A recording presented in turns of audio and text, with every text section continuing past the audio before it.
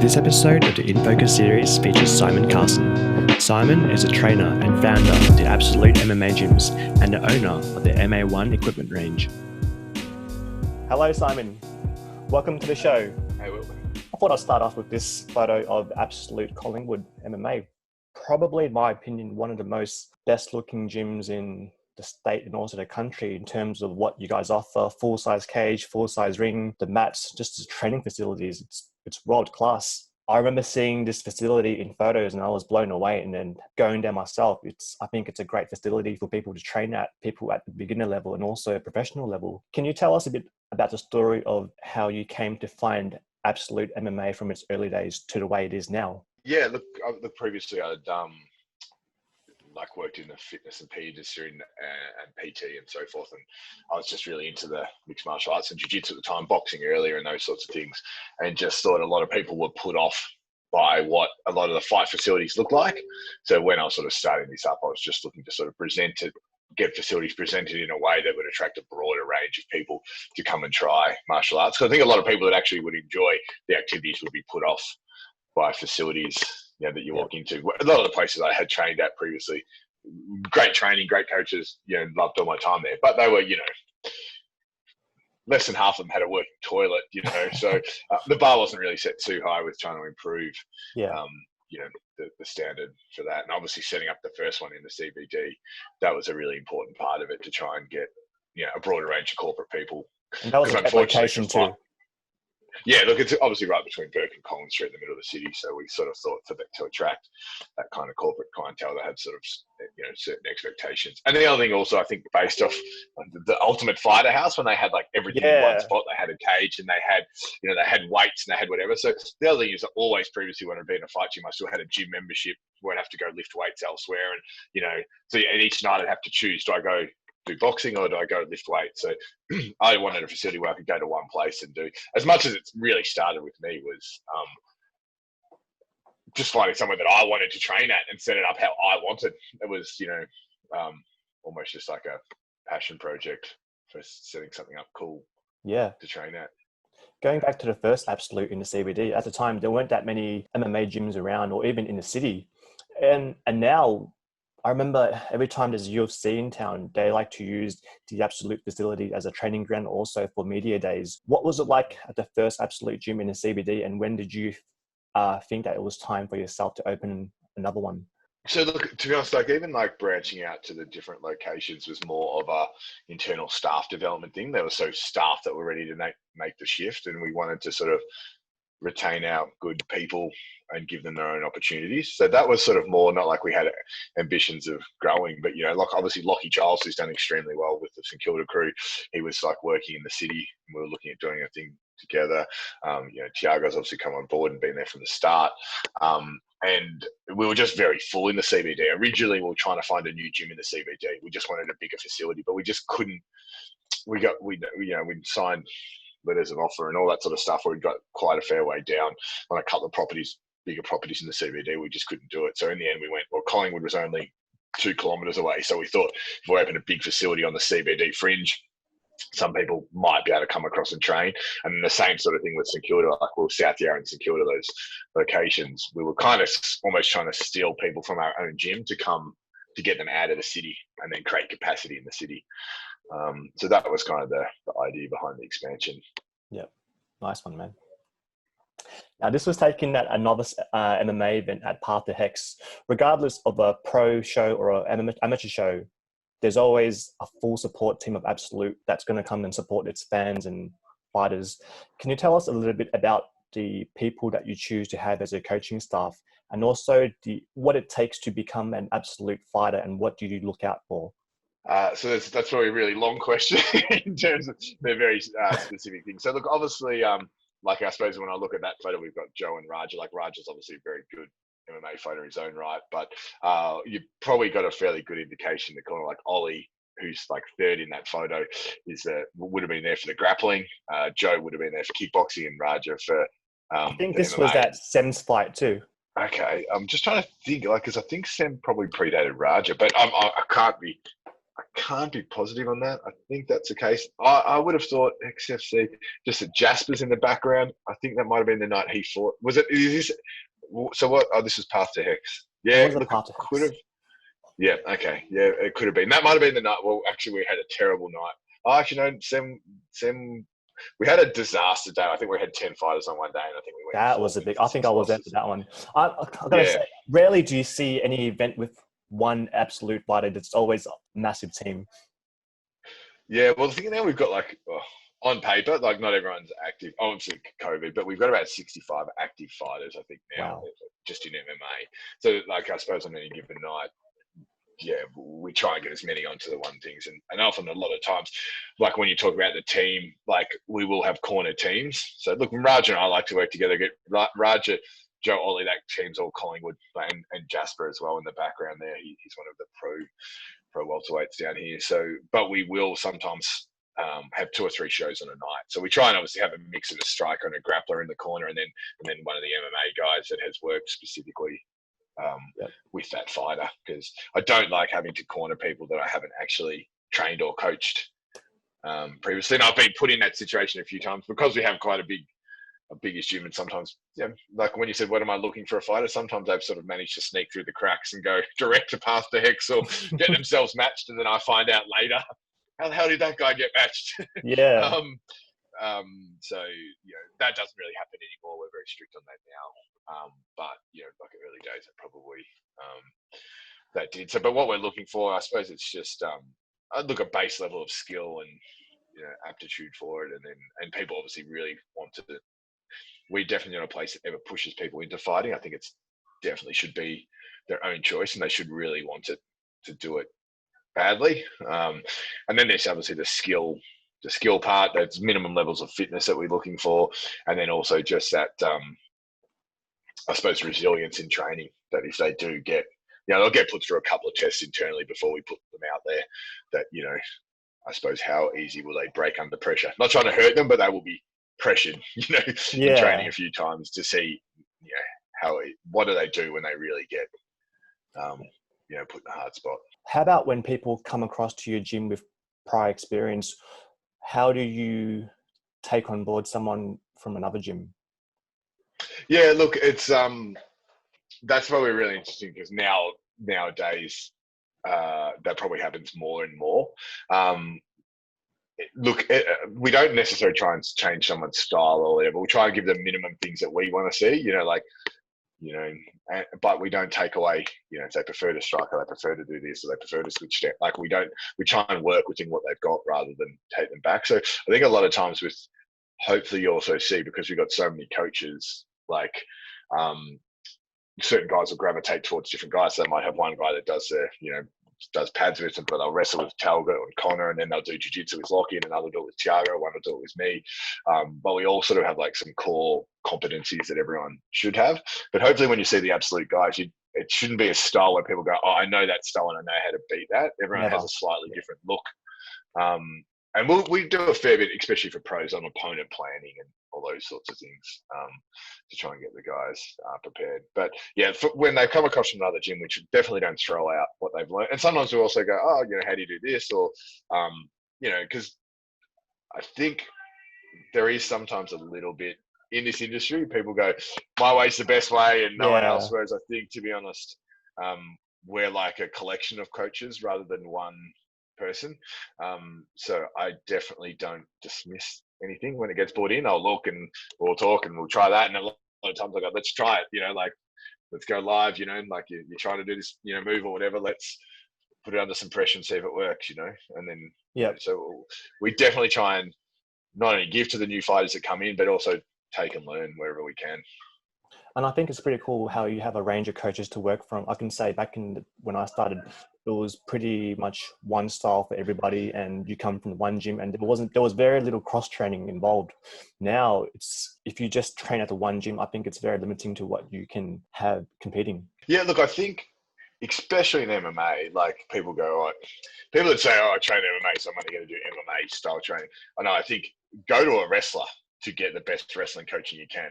You know, go to a guy like kickboxing coach to work on your striking. Then 2 or 3 sessions a week, we come together as a team, we put everything together. But I'm not going to teach wrestling as well as a wrestling coach. You know, like going to way better than me or any of the other MMA guys. You know what I mean? So when you're developing skill, I think there's nothing still wrong with working skills in isolation, like in specific. Like people go, oh, I don't do jiu-jitsu because, you know, I fight the best way to learn, you don't learn in all other sports, you learn skills in isolation. There's nothing wrong with doing that in MMA. You don't learn, you know, to mark and kick and integrate at the one time. You know, for football, you'll learn to kick, you'll learn to do this. And so I think there's nothing wrong. I think in the fight preparation the last few weeks, it's nearly all MMA specific, but in skill development phases, I'm definitely a big fan of doing like specific work on the skill area. Yeah, perfect. I mean, I don't know if you remember those old school UFC countdown videos back in the day, how you saw all the fighters travel to different gyms training in separate disciplines, whereas now it's all training under the same banner or under the same style. Yeah, look, that was, I suppose, the whole idea of it was that there was a one-stop shop that you could do everything at a good level. And if you just wanted to compete in jiu-jitsu or just wanted to do that, there was a strong enough offering in that individual sport. But then obviously for the MMA was the long-term picture. And to be honest, definitely our individual sports, we've done, I've probably only pretty much in the last few years taken on, you know, running the MMA team, but, you know, with Raj and a lot of assistance from everyone. But in early days, we definitely had a lot more success in jiu-jitsu and a lot more, you know, we had a lot more pure Thai boxers. We had a lot more of the boxers going. So it was funny. We were sort of doing well in all the individual sports, but the MMA we still had people, but it was definitely nowhere near where it's at now. Yep. Yeah. Moving forward to a pro Hex fight night. I think this was at the most recent Hex show. It was a smaller card, but man, half the fighters, they were all from Absolute. Now, going back to what you said about being cage side, what's it like for you to give advice from the cage, and what's your style giving corner advice? I'm definitely not. I'm just probably more technical. Like you probably see me with Tao. Tao and I have cornered a lot together, and you've got Jake on my right, Tao on my left. A lot of times, like I'm always like one voice. So the only time there'll be sometimes I might say Tao or Jake might be when they're in disconnection. So when they're the striking, one of them will corner, and then when they get connected, I'll take over and be the voice. That's normally how we work. I'm not a yelling, cheering. I try not to scream on the chair or whatever between rounds. I'm more just, you know, always like 2 bits of technical advice, you know, something they need to fix or whatever, try and get them to rest and relax. I think sometimes, you know, people can get too, and definitely in the early days, you want to tell them 1,000 things and you start young, and then they get off the chair, they're just tired and they're like, what the hell did he say? Yeah. So I've definitely gone to a couple of real simple, some real simple messaging. And in times like this, I'll give quite technical direction, like put your right hand here, do this or do that. You're a little bit luckier when you're sort of coaching the grappling part because it slows down. You do actually have time to give some things. And sometimes you can also see something that maybe they don't see in the heat of it. So sometimes you can probably be a little bit more helpful there. Yep. And before we forget, can you please talk about those famous leopard Craig Jones shorts? I keep forgetting to ask people. Oh, yeah. You made them, didn't you? Yeah, we did. Yeah, we did. I think it actually came from as a piss take, Craig posted a photo in leopard print Speedos. And I don't know, he got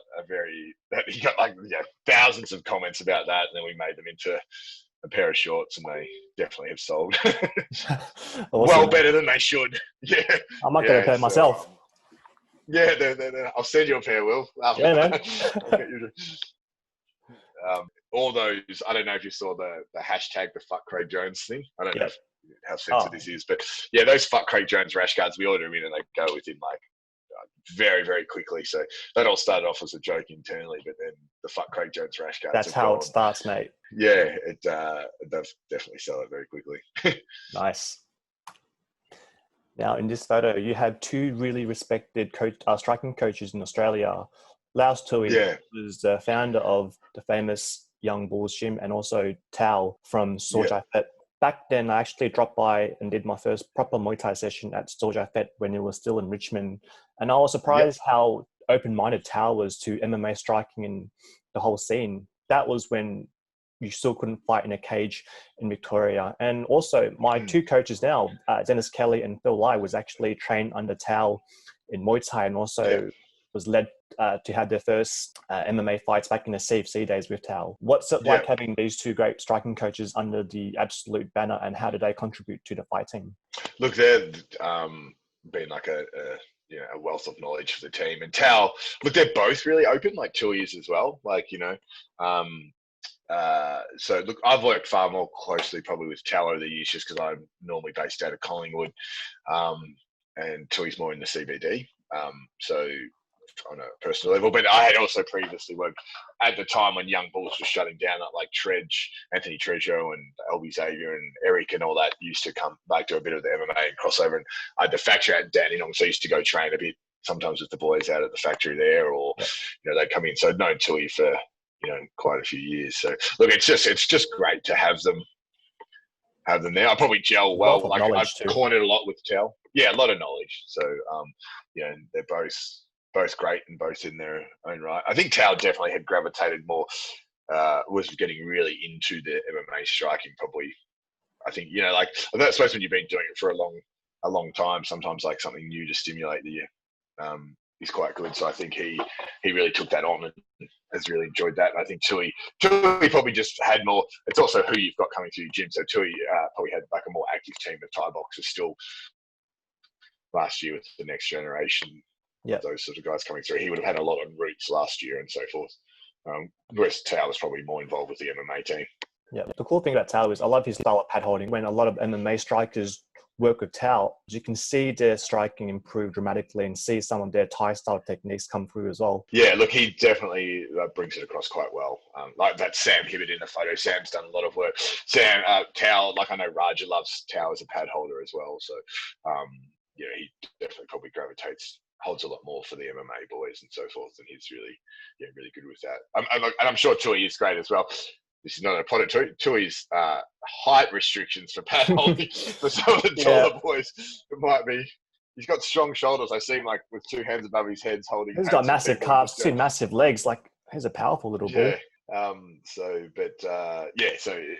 Tao's just been like probably one of the boys' favourites, because we do pad holding sessions actually for not pre-COVID, when all this stuff when life was normal. We had like 3 or 4 guys like myself and Joe and Tao and that would hold pads like 3 or 4 sessions a week to make sure everyone got through and got pads from the pro team. Awesome, man. And Tao is probably Tao is probably one of the most popular ones for that. Now, I'm a fan of martial arts seminars. This was taken at the Hickman Brothers seminar, and I actually joined the seminar at my gym the day before coming down to Absolute. It's always cool doing seminars because there's always something new you can learn. What's it like for you when you bring people down to teach your guys new tips and tricks? Look, I mean, I do pretty much will do every seminar. Because I'm sure you've spoken to Jim. There's a lot of times seminars we don't actually get great attendance. If you want to come to a seminar and want it to be quiet, come to Absolute seminars. For some reason, we don't sell. I think because we have them frequently, and no, you've had some big names over the years like Hickson and Overeem. Yeah, but it's like Overeem. I think we did it reasonably. I can't even remember, but like we didn't get a big room for Overeem. Like we got like 20 or in the 20s or something like that, like, so for some reason, like, I think, look, because we've got a fairly good standard of coaching normally, but a lot of times people don't, for whatever reason, we don't get the numbers to them, but some places do. But look, I always do them. Like, to be honest, we had Greg Jackson for me, who was like, that was one of the greatest seminars I've been to. He was like a coach's coach. Yeah, correct. But there was only 6 people that came to Greg Jackson. What the hell? I felt sorry. Like, it was like, I'm sorry, you deserve a lot more people in a room than this. And it was great. And he spent it was supposed to be 2 or 3 hours, and he was like 4.5 hours. He was just amazing. So look, I try and do them wherever possible. Obviously, Frank and George I've trained with over in Thailand quite a few times, because I used to go there quite a bit for them as well. And obviously Craig's beaten the hell out of me for many years. So, but yeah, so look, I try and go to them all. I mean, funnily enough, we had like Alex, like Alex Volkanovski like came down because he was coming down to train for a bit, like taught here for a few weeks, and there wasn't even big numbers for that. And when we did a seminar with him, I think he got 4 or 5 people. Wow. It's like, well, that was that's now the current UFC champ. You should have got on board, people. So yeah, but yeah, look, I think the seminars, look, it's also different for some people. Obviously, with seminars, you know, you've got to be, if you're still fighting and that's what you're looking at doing, or you're looking to put something into your game. I understand that sometimes if the guy taking the seminar is not your style, not your whatever, then you don't get as much out of it. But occasionally we'll get those seminars where you just go, well, that was amazing. But I think as a coach going, you want to learn as much as you can. Definitely. So you can accommodate for everyone's style. So I probably get a little bit more out of them than maybe some people. Without naming names, what are some of the strangest requests you've had from seminar guests, or if you had any? Or any funny stories from seminars? I'll give you one myself. We can cut this out or whatever. Yeah, That's up to you. You can give me yours. I can still see the recording, right? So I can't actually. Where's the cocaine and hookers? Can you get me cocaine? I'll talk to you in person and you can tell me about that, because that one, nothing sort of too strange requests within the gym, but it's probably been the other things. I'll definitely tell you that other one offline. Yeah, sure. About what I had to do there. Yeah. Sure. It's cool to hear that you still do all the seminars that happens at Absolute. I mean, you know, as a martial artist, you should still be learning and just continually evolving. Look, to be honest, I still do way more sessions as a student than as a coach every week. Like, you know, I probably only coach 2 to 3 sessions a week, but I watch a lot of instruction material and I go to the other guys' coaches and I still spar and go live with the guys all the time to try what I'm working on or whatever, because I think it's in like I find it really important. Because to be honest, when I started Absolute, I didn't coach at all. I just saw myself as a student, and then afterwards, and now I've sort of gone, I suppose I've been training for 20 years now and under good people, so hopefully I've taken enough in to be able to coach. But it's only in the last few years that I've actually just really sort of started coaching too much. And I think that's the beautiful thing about our sport compared to traditional style martial arts, where the coaches or senseis never get involved in the classes. They just stand back from afar. Whereas almost every coach, you know, actually get inside on the mats themselves and start rolling or even sparring with the students. Yeah. Yeah. Look, I suppose I'm pretty much, apart from when I'm injured, which is frequently, you know, I join in every session and go live with all the guys all the time, so they can sort of see, you know, what works, what doesn't work. Yeah, correct. Now, I know you're a busy man, got so many gyms, your own brand. What led you to having a pro MMA fight? That was like my second one actually, but that was, I to be honest never really wanted to fight in Melbourne because I just didn't want people watching. So the last time I took one in Queensland, and I don't know, you might not even know because I didn't post shit about it, but I obviously fought in Macau last year on that Battlefield promotion and stuff as well. But so for me, I never really was that keen on fighting in Melbourne, but then some of the other guys on Hex, I thought, maybe once just doing it in my hometown or something like that would be good. And my biggest fear, because I'm fairly direct with people. If they do stupid stuff, I'll let them know they did stupid stuff, especially in training or whatever.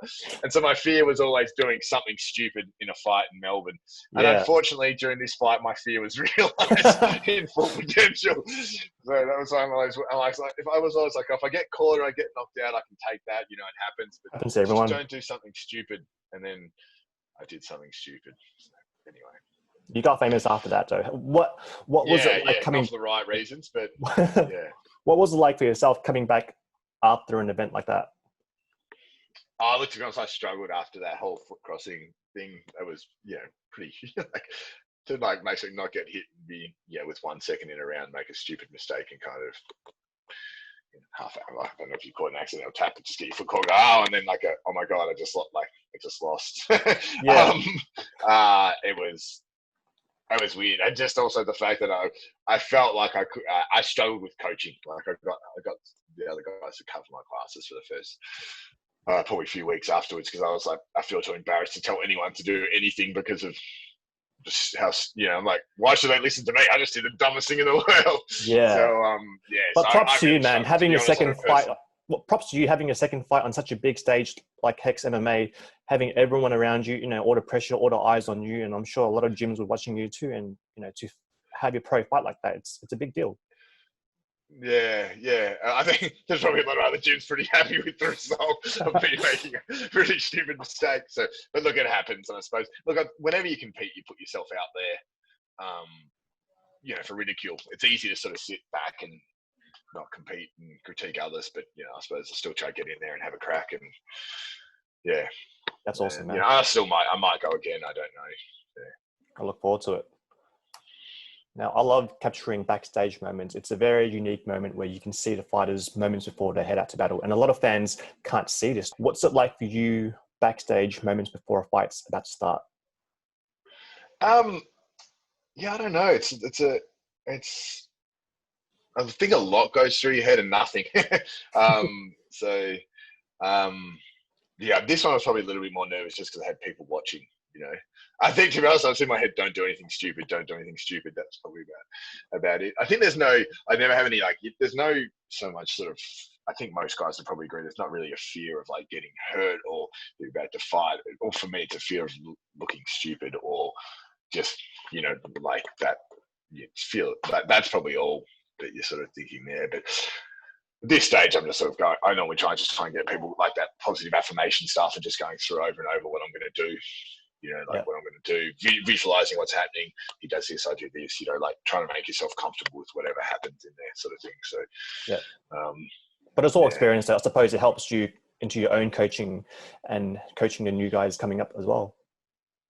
Yeah, look, I think for as much as anything for coaching on fight night, there's a skill acquisition part, but being skilled enough to jump in there and all that, that's important. But I think there is a certain thing with understanding what guys are going through in their head before walking out. There is a really important part of it. And that was part of me doing this was I sort of was almost fighting still to develop more as a coach, if that makes sense. So that was probably, even following through on all the weight cut protocols and doing all those sorts of things that are a whole range of different things that I was sort of using myself as a test dummy.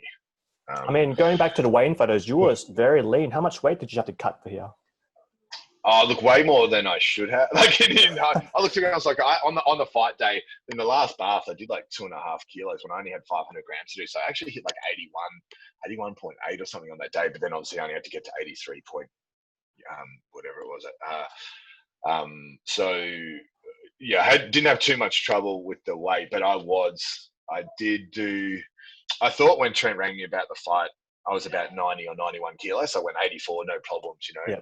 And then I accepted and then was like, oh yeah. And then, I should watch my food. And then I went, I'll jump on the scales. And this was 17 days out and I was 99 kilos. And I was like, oh, well, I'm a bit fatter than I thought. So, then, I went on to a very low calorie diet, lots and lots of running and, the weight cut, because I always say you should be only 10% over 7 days out. So I pretty much had to try and lose 6 or 7 kilos in 2 weeks before I started the 8 kilos in fight week. So it was a little bit more, but I still looked, to be honest, didn't have any trouble. As I said, got in a couple of kilos under. Now, you said you had a sneaky fight in Macau after this. What kind of hurdles did you have to overcome from this moment to your next fight?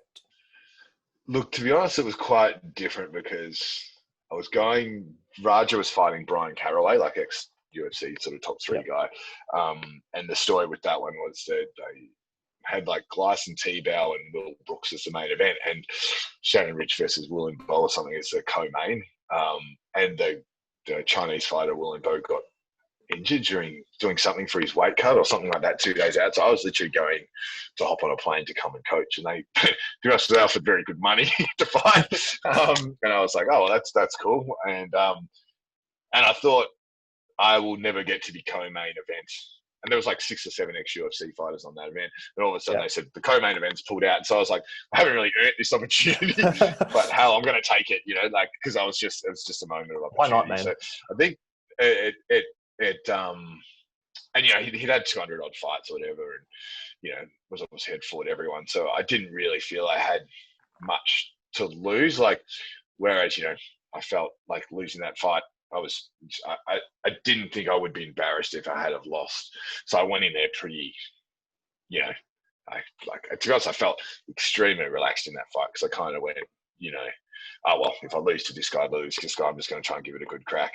Yeah. And lucky enough, I did catch him early, and yeah, that was it. And I knew that, to be honest, the guy hadn't really, you know, I think he fights for paychecks and getting through, and there's nothing wrong with that.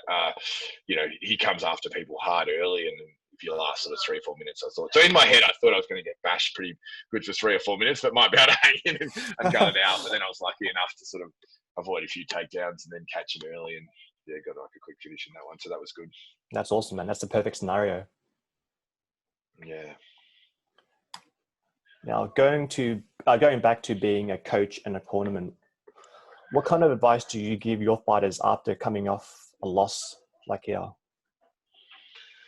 I reckon is that Dave Les guy against Isaac Harden? That's Dave. This is one of the weird events where you had the main event that was on at like 10. Yeah. So that was against. Actually, was that against Stewie Wicks? Then I think he might have won that fight. Then is that? I don't know. Like, Dave lost. But anyway, Dave lost. Yeah, Dave lost sort of two. Dave got off to a really good start, then lost a couple and stuff. It depends on how they lose as to what advice I'm giving. Because especially, look, someone like Dave, he's an intelligent guy, degree qualified, you know, big future, blah blah blah. If you get knocked out a few times, I think people have a limited, like, you know, that shouldn't happen too much. Yeah. So it depends on more. But look, specifically, if they've just been, you know, outpointed on fight night, I don't think there's any time to give anyone any feedback or discussion about that. You're just there to support them as a coach and a friend or whatever. And that night, you know, win or loss, I always like to do a review and sort of watch the fight with them and take notes and, you know, and say, hey, this is things to work on or whatever else like that. But I think, you know, I think you can ruin relationships if you give heated feedback, or if they didn't do something or didn't follow on the fight. I don't think it's going to be well received, and I don't think it's the best time for it. So, I mean, we've both seen coaches that give them a slap on the face backstage or give them a screen, but, you know, everyone's different. Yeah, look, and each to their own. I'm not judging anyone that does it in their way. I mean, slapping people before they go out to wake them up and all that sort of stuff. Some people do that too. Some people have asked me to hit them, and I'm like, okay, sure. Like if you want me to, but give us a name. You know, what's that? Sorry. Give us a name. For someone that likes me, it's actually funny enough. The girls, I still remember Danielle and Lisa both wanting to hit, and then they were. Before one of them was going out, Danielle was going out, and Lisa was like slapping the hell out of her face, and I was just like, "Yeah, don't do that." But some people, actually in Macau, I had George Hickman in cornering and Trent Girdham, because obviously I'd just gone over and Raja had just fought, so he wasn't going to jump in. But I still remember them going, "Do you want to be slapped?" And I was like, "Oh, you can if you want." I don't realize. And then they just went to town all over me. And even when I was doing my interview, I was still covered in red handprints from them coming and slapping me. So, but yeah, look, I don't. I think I'm waffling on too much now. Sorry, you can probably cut this out. Look, I'm not into that. But yeah, I think the post fight is a really sensitive time. It's just, you know, to try and support people when it depends where they are in their career and what they need to hear. Sometimes with amateurs, you probably can say, hey, you know, you need to work on these things, or, you know, you weren't quite ready for that tonight or whatever. Pros, it's just, it depends where they are in their career, so what advice you're going to give. But I definitely don't want to give anything too negative on fight night. If they've just, especially if someone's just fought their heart out and come up short, well, you know, you don't want to say anything negative about that. You can address skill gaps later, like in the fight review process. Cool, man. Now, when I was at Absolute Collingwood, I knew you were a trainer. I knew you had done some sparring. Can you talk us through your training experience and what you offer to the fight team? So if you mean, I suppose, how like hands-on? I'm normally I suppose with like Big Jake. So obviously Jake Hoon's fighting in Risen at the moment, so he just doesn't have that many big bodies. So throughout this COVID period, I've pretty much been sparring him 5 days a week, which is not necessary. Yeah, but it really just depends. Most of the time, so I would always, so for the sessions before when I was running, I would do the technique. I would do this, like I would show, demonstrate, critique, go around, do specific training where everyone rotates through applying what we've just learned. And then I would jump in to get a feel, try and get like one round with everyone above a certain weight. You know, like there's probably no point in me going on to stuff with the guy that's like, you have a look at Rids. I think when you came in and did some photos, there was a photo of me sparring with Rids one, who's Rids one's, I think 4'11" or 5 foot. Yeah. It looked like that's probably what I do. But like, so I normally don't go with the guys. I might, they can use me for a warm up round and I won't actually do anything. But, and then normally when we go live for the sparring, I try and sort of spar for most of the rounds to sort of get rounds in with the bigger guys if they need it. Just previously, because we didn't have that many bigger bodies and sometimes they just need someone. Now we're starting to get a lot more bigger bodies. I can actually sit back and coach a bit more. And I would also try and, like a couple of weeks out from a fight, make sure that I do a few sessions where they actually got one opponent for 3 or 4 rounds and I'm on the outside coaching them. So they just get used to that, you know, so that a little bit of that fight simulation stuff. Are you very cautious when you have people coming from other gyms to spar with your guys? Look, yes and no. Normally, like if they just walk off the street, like from no one, not announced, but most people will sort of give you the courtesy of saying, hey, do you mind if so-and-so comes down? Because I think that's, looks like, I think that was Izzy in the blue, I think, who's very good. He's from Rob Whittaker's gym. And I'll just like keep an eye on them. To be honest, most of the time when a new guy comes in, I will spar with him for a round or two first to sort of screen them from, you know, how they're going before I put them with someone else, you know. Yeah, look, we really haven't had too many issues with that. Most people that come in are not stupid. Like, you always heard about that sort of stuff, but yeah, I think it's gotten better over the years, and most coaches, they're pretty aware of, you know, just the weirdos and strangers, and it's almost as a joke. I might pass them on to another gym in that area. Yeah. Oh, look, when new guys come in, we still, don't get me wrong, we still get people that are from the Facebook memes of, you know, I want to fight UFC and then come in on their first class and try. Oh, we get them like once a week. Yeah.